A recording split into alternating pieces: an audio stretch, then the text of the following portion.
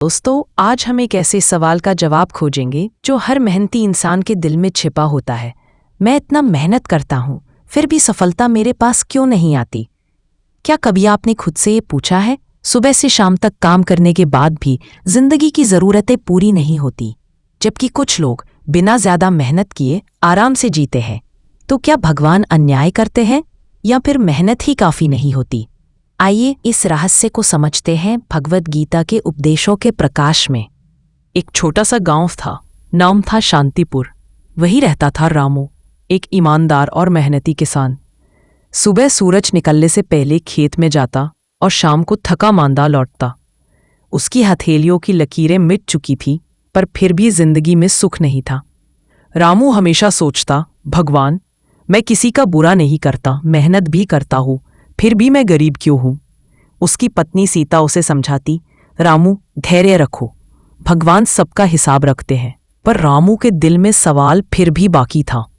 एक दिन जब रामू खेत के किनारे विश्राम कर रहा था, वहां से एक वृद्ध संत गुजरे। उनके चेहरे पर शांति की अद्भुत आभा थी। रामू ने उनके चरण छुए और कहा, बाबा, मैं दिन रात मेहनत करता हूं, लेकिन मेरी हालत नहीं बदलती। क्या भगवान मेरे कर्म नहीं देखते?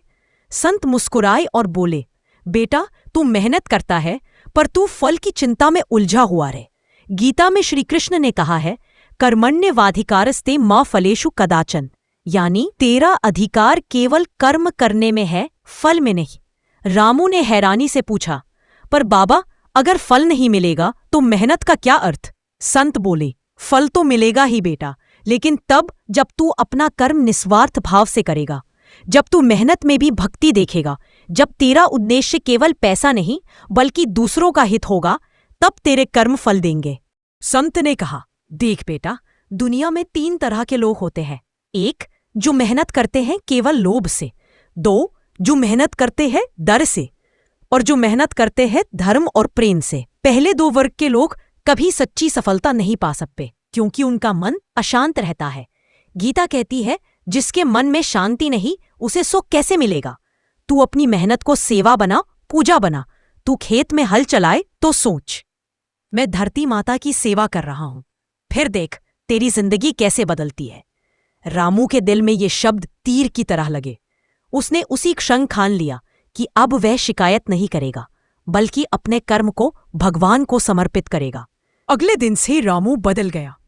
वह खेत में जाते समय हरे कृष्ण का नाम जपता, फसल बोते समय प्रार्थना करता, हे भगवान, मैं ये फसल अपने परिवार और समाज के हित के लिए बो रहा हूं।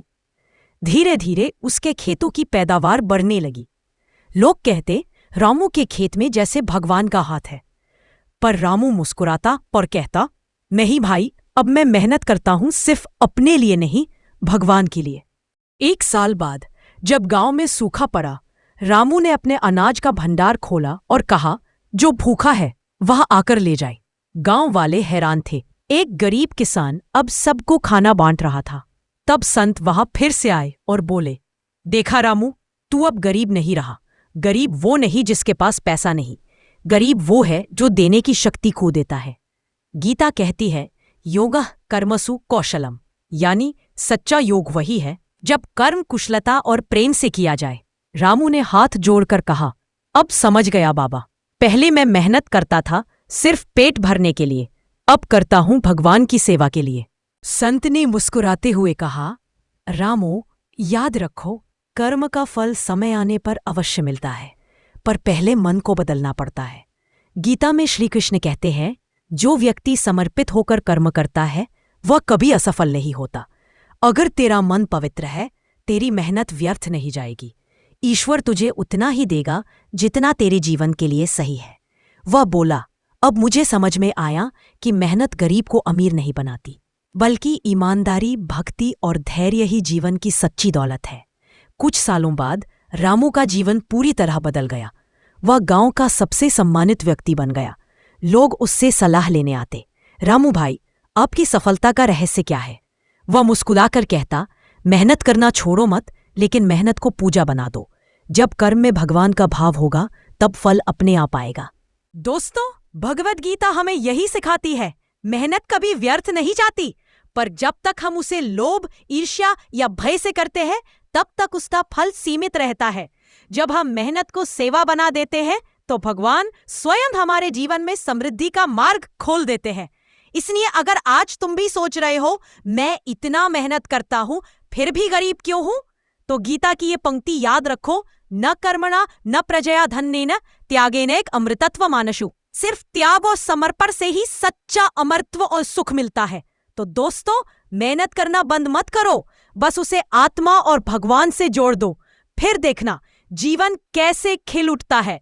हर कर्म में कृष्ण का नाम लो, हर काम में प्रेम रखो, फिर न गरीबी बचेगी न दुख। जय श्री कृष्ण।